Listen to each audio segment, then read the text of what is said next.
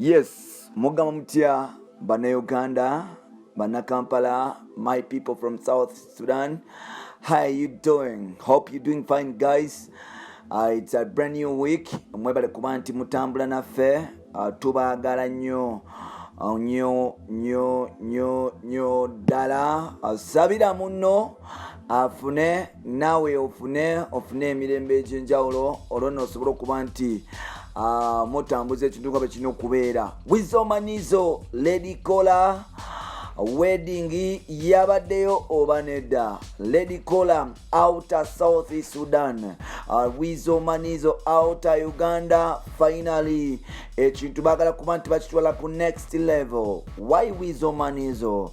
Sawa zino ye kiki kigenda mu maaso. Weasel ku bakyala Samira, Sandra Teta, Mama Sia n'abakyala abalala lwaki yasoze okuba nti akwata Lady Kola all the way from Southern Sudan okusettolinga naye. Mbozi tugenda kuba nti tufumita mpanvu olwo n'osobola okuba nti ogimanya naye nga kyoba omanya tuli mu Moze Radios Week 25 Jani z'ennaku z'omwezi bamuzaala. So tuli mu radio and Weasel's Week. Oli waddemu okuba nti okuba ennyimba za radio and Weasel zonna osobolera okuba nti oyagala kubanga we are celebrating them 10 years and above in the music industry nga bakusavinga. Why don't you celebrate this legendary ne basobola okuba nti bafuna collab ng'ebyenjawulo bweti bweri.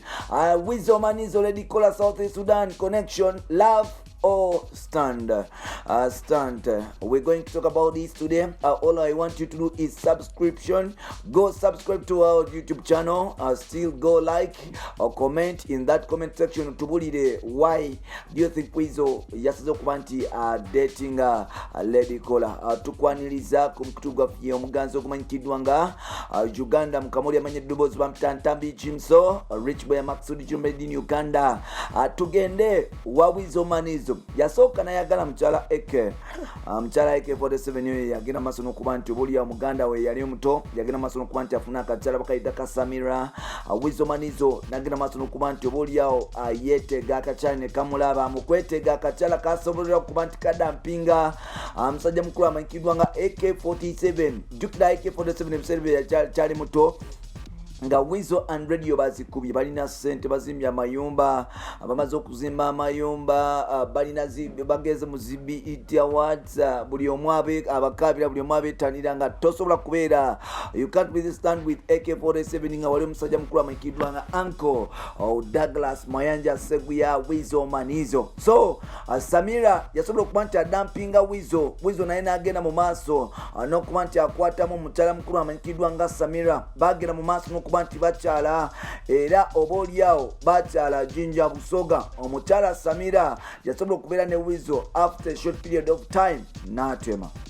Wano nno Samira ebibuzo bingi byagenda maaso n'okwebuzibwa. Yali ayagala Weasel oba nedda? Bagamba nti Weasel yagenda maaso n'okuba nti oboolyawo abikoowa n'agamba why kitte nange nkwate wange nfune ebirala. Weasel n'atambulamu n'agenda.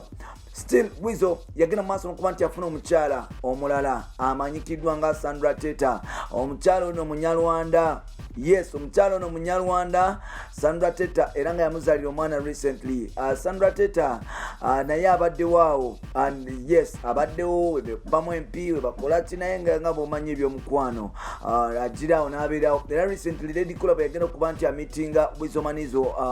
Weasel yasobola okuba nti ayita Lady Kola paka ewaka ne bamitinga ne Sandra Teta. Ekifaananyi ekyo kiwalaba nga abakyala bali basatu. Oyo omukyala omulungirungi muko oyo mumpi yali mumpi I think nga kitoto bwe kiti ekyo kikyala bakiyita ki Sandra Teta kikazi Nyarwanda ki socialite mu Kampala. Kyagenda mu maaso n'okuba nti oboolyawo kiwunza Weasel naye ng'ate Weasel yasobola okuba nti introducinga Kola eri Sandra Teta. Waliwo omukyala Mama Sia atunulira omwana wa radio omwana wa Weasel oyo omuwala oyo gwatera okuteekayo nnyo ebyana bye bambi birungi nnyo byana birungi ddala. Waliwo omukyala oyo naye abaddewo ku Guardia. Omukyala oyo alinga Ethiopian Eritrean naye nga te ayogera nnyo Oluganda. Omukyala oyo Munnayuganda naye nga kyensobola okutegeeza mu kyotala naye nga Munnayuganda. Omukyala oyo abaddewo naye ku Good Life abaddewo wa Weasel Manizo naye tasobodde kuba nti asetulinga naye kati Weasel yasobodde okuba nti agende South Sudan nafuna omukyala ono wa tabbo nnyo, mukyala muyimbi bamuyita Lady Kola.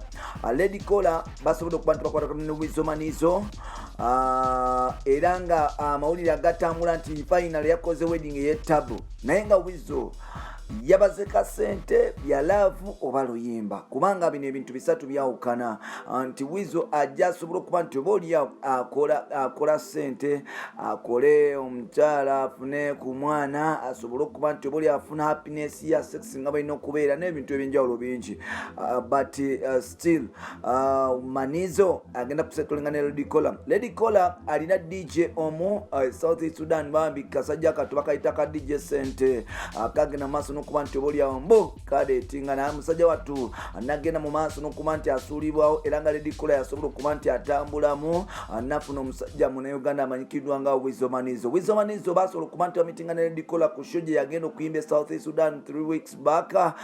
Yes, ne mu Christmas yagenda maaso n'okuba nti oba oli awo bamitinga ne Lady Kola anono omukwano byagenda maaso n'okuba nti balanga era nga DJ ono yasobola okuba mukyalo ono yasobola okuba nti asulawo ka DJ ke yali agenda maaso n'okuba nti adetinga ebiseera ebyo. DJ Senti yagenda mu maaso n'okuba nti oba oli awo afuna stress n'okureducinga size omusajja ono kata yetuge omusajja ono kata afune ebizibu ebyenjawulo sono lwekyo